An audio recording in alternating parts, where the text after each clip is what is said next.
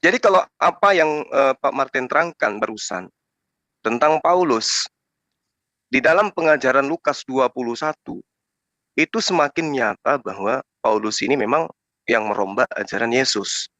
Sehingga Bapak dengan berani mengatakan orang Yahudi salah memahami. Di dalam pengajaran Lukas, di situ diterangkan beliau sang Lukas ini menceritakan tentang apa yang Yesus katakan. Lukas 21 nomor 8 misalnya.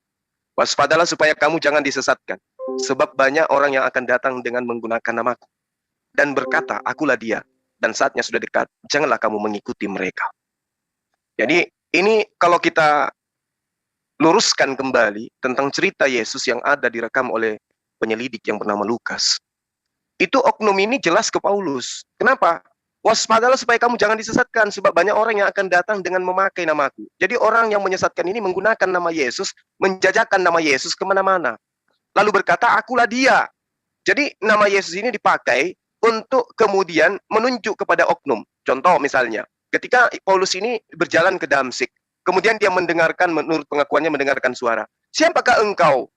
Lalu Paulus sendiri menjawab, akulah Yesus yang kau aniaya. Paulus yang bertanya, Paulus juga yang menjawab, akulah Yesus yang kau aniaya. Sementara Paulus dan Yesus tidak pernah bertemu. Kapan dianiayanya? Nah, di cerita Lukas 21:9 ini, jelas diterangkan, 21 nomor 12-nya diterangkan bahwa, tetapi sebelum semuanya itu terjadi, sebelum penyesat ini datang maksudnya, memakai namaku dan mengakui bahwa akulah dia yang dia lihat di padang gurun itu, kata Yesus sebelum semua itu tak terjadi, kamu murid-muridku Bani Israel akan ditangkap dan dianiaya. Kamu akan diserahkan ke rumah-rumah ibadat dan penjara-penjara. Dan kamu akan dihadapkan kepada raja-raja dan penguasa-penguasa oleh karena namaku.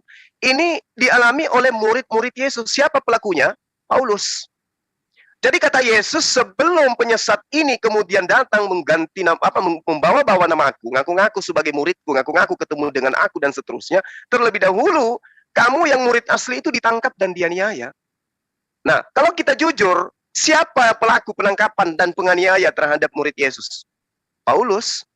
Lalu setelah Paulus menganiaya, apa yang dia katakan? Dia bertobat. Lalu mengganti nama. Saulus menjadi Paulus. Lalu setelah itu ngaku murid. Padahal di dalam 1 Korintus dia mengatakan bahwa aku dipilih dari sejak kandungan ibuku. Kalau dia dipilih dari sejak kandungan ibunya, harusnya dari sejak dia hidup bersama di Yerusalem, itu sudah menjadi pengikut Yesus. Tapi malah menjadi pembantai daripada ajaran Yesus. Nah, kembali kepada tema kita. Yang tadinya sujud, yang tadinya dalam ibadah bersujud, yang tadinya dalam ibadah itu menghadap ke bait Allah, ketika kemudian muncul Paulus, berubah. Semua berubah. Yang tadinya diajarkan sujud menyembah hanya kepada Allah, semuanya berubah. Untung saja, Yesus itu sebelum meninggalkan dunia ini, dia sudah menubuatkan bahwa bait suci tempat bersujud, arah sujud itu akan berpindah. Di dalam Yohanes 4 nomor 21, kata Yesus kepadanya, percayalah kepadaku, hai perempuan, saatnya akan tiba bahwa kamu akan menyembah Allah bukan di gunung ini dan bukan juga di Yerusalem. Ini nubuatan Yesus, bahwa pada masanya nanti, bait suci yang merupakan arah sujud atau kiblat, nantinya akan berpindah. Tidak lagi ke arah Yerusalem, tidak lagi menghadap Baitul Maqdis. Yesus memang tidak menyebutkan kemana pindahnya. Yesus tidak menerangkan arahnya nantinya kemana. Tapi jelas nubuatan ini menerangkan akan pindahnya, itu sudah dijelaskan oleh Yesus. Akan pindah. Dan penggenapan nubuatan itu dilaksanakan oleh baginda Rasulullah Muhammad SAW. Untung saja Yesus menerangkan itu. Dan masih termaktub di dalam kitabnya teman-teman Kristen. Yohanes 4 nomor 21. Dan juga Yakub juga menjelaskan. Di dalam Kejadian 49 nomor 10. Bahwa kerajaan Allah itu akan diambil dan diberikan kepada yang berhak atasnya. Siapa dia yang berhak? Yang mampu menaklukkan bangsa-bangsa. Dan itu hanya baginda Rasulullah Muhammad SAW. Jadi bait suci akan berpindah. Arah sujud akan berpindah. Perubahan arah kiblat itu akan berpindah. Dan itu sudah dinubuatkan. Tentang arah kiblatnya, tentang adanya tugu tempat sujud menghadap Allah. Itu sudah dijelaskan oleh kitab-kitab terdahulu.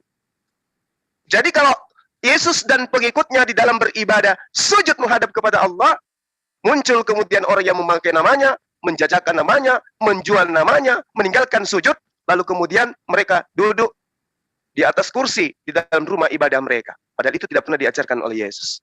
Demikian sementara, Pak. Iya,